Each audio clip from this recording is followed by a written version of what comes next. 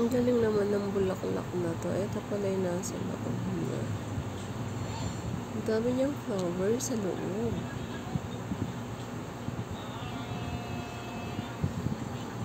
Nice.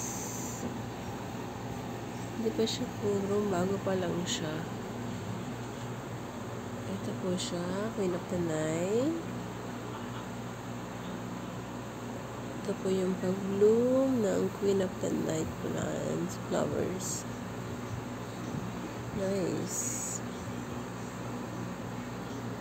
May mga flowers pa siya sa loob.